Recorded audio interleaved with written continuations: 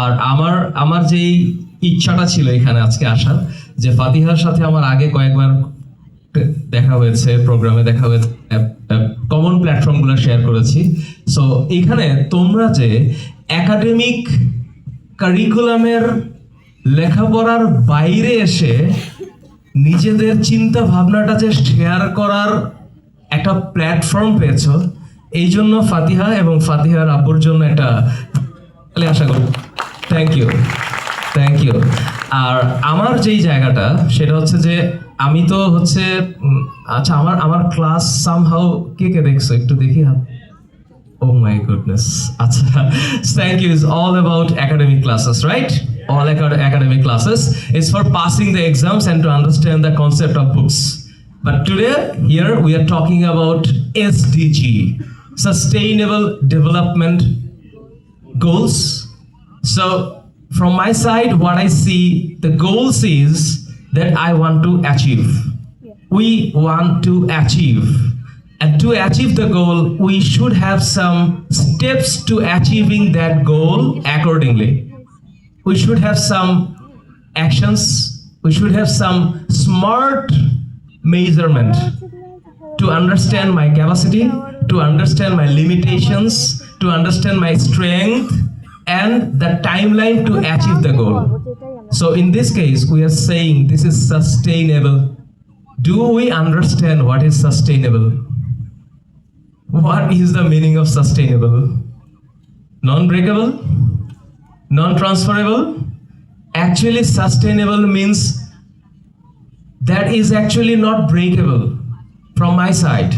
So, today, in this grand finale sessions, my perspective is, you please think beyond your national curriculum. You please think beyond your written books of NCTB. Whenever we say, we read Akash Neel, we read in books Akash Neel, আমরা কি কখনো বুঝতে পারবো যে আকাশটা নীল? এটা কি দেখে পড়ে বোঝা যাবে? এটা কি করা লাগবে? আকাশের দিক তো তাকাইতে হবে। আমাদের বইগুলোতে লেখা আছে যে শৈবাল দিঘিরে বলি উচ্চ করি শির, লিখে রেখো এক ফোঁটা দিলেম শিশির। এই লাইন তোমরা কেউ পড়ছো? এটার মানে কি? আমাদের জীবনে অনেক ফ্রেন্ডস আছে না, একটু একটু হেল্প করে অন্তত 5 বার মনে করে দেয়, এই যে তোমাকে কিন্তু আমি, আছে না, শৈবাল দিঘিরে বলি উচ্চ করি শির। সো আজকে এই গ্র্যান্ড ফিনাল প্রোগ্রামে সাস্টেইনেবল ডেভেলপমেন্ট গোলস এর এই প্রোগ্রামটাতে আসে আমরা সবাই যেন এইটা বুঝি যে এখানে শুধুমাত্র কয়েকটা ক্রেস্ট নেওয়ার জন্য আমরা আসি নাই, এবং এই ক্রেস্ট নিয়ে ফেসবুকে স্ট্যাটাস দেওয়ার জন্য আমরা এখানে আসি নাই। এখানে যে সামনে এতগুলো মানুষ বসে আছে, এরা শুধুমাত্র তোমাদেরকে ক্রেস্ট দেওয়ার জন্যই এখানে এসে চলে যাবে না। এবং আজকের এই মিলনায়তন, এখানে যারা তোমরা সবাই আসছো, এটা আইসা জাস্ট একটা ফেসবুকে সোশ্যাল মিডিয়া একটা আমি পোস্ট দিলাম, আমি আসছিলাম, this is not the target. The target is to make it sustainable. আর এই সাস্টেনেবল করার জন্য দুইটা কথা আমি আজকে তোমাদের এখানে বলবো, কারণ এখানে অনেক কাজ আছে, আমি বেশিক্ষণ কথা বলতে পারবো না। আর আমি শুরু করলে অন্তত 1.5 ঘন্টা, 90 মিনিট ক্লাস নিয়ে অভ্যস্ত তো আজকে 90 মিনিট ক্লাস নিব না। দুইটা কাজ করো। এক হচ্ছে তোমরা চেষ্টা করো, এখনকার যুগে যেটা আমরা ফিল করি স্টুডেন্টদের মধ্যে পোলারাইজেশন হয়ে যাচ্ছে। যারা ভালো স্টুডেন্ট অনেক ভালো, আর যারা ভালো না তারা অনেক খারাপ। মিডিওকার স্টুডেন্টরা আসলে কোনো দিক নির্দেশনা খুঁজে পায় না। তোমরা যে এই প্ল্যাটফর্মে আসছো, ফাতিহা আজকে যেভাবে ইউএনএ প্রেজেন্টেশন দেয়, চিন্তা ভাবনা করে, এটার পেছনে অনেক বড় অবদান কিন্তু ফাতিহার ফ্যামিলির। ফাতিহার বাবা এবং ফাতিহার মা এই আজকের ফাতিহা গড়ে তুলছে। সো তোমরা যদি আরেকটা ফাতিহা হইতে চাও, এটা একা একা পসিবল না। এটার জন্য বাবা মা, রিলেটিভস, আত্মীয় স্বজনের সাপোর্ট লাগবে।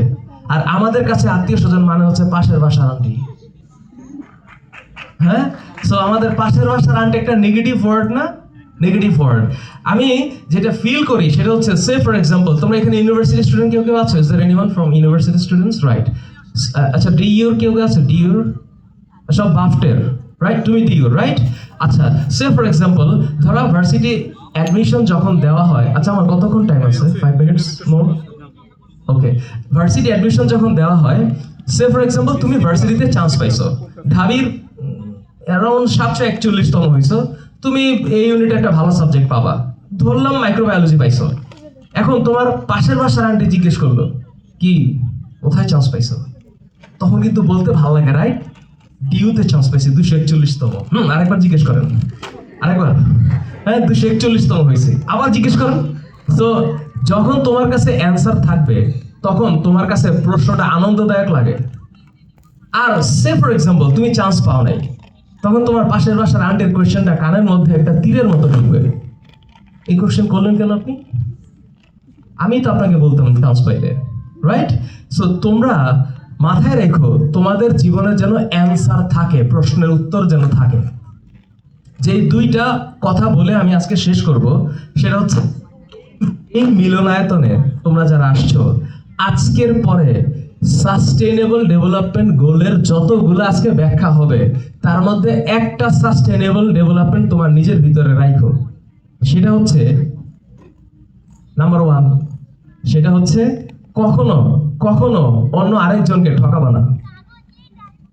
প্রমিস? ঠকানো মানে কি? দুইটা অপশনস, এক তুমি যাকে কথা দিছো কথা না রাখা, আরেকটা হচ্ছে কারো কাছ থেকে যদি কেউ তোমাকে আমানত দেয়, সেই আমানতটাকে ঠিকমতো প্রপারলি অ্যান্সার বা প্রপারলি সাবমিট না করা। আর সেকেন্ড, তোমাদের প্যারেন্টস, তোমাদের বাবা মা, এই বাবা মায়ের সাথে কখনো মিথ্যা বলো না, তাহলে তোমাদের জীবনের উন্নতিটা থেমে যাবে না। একটা সময় মনে হবে যে থেমে গেছে, কিন্তু জীবন আসলে কখনো থামে না। জীবনটা একটা জার্নি, আর এই জার্নিতে তোমরা সবাই শান্তিতে সাকসেসফুল লিড করো, এটি আমি চাই। Thank you so very much. Let's give a huge round of applause for him. Thank you, sir, for your amazing and outstanding speech. And now I would like to request Fatih Hayat to give him a token of appreciation.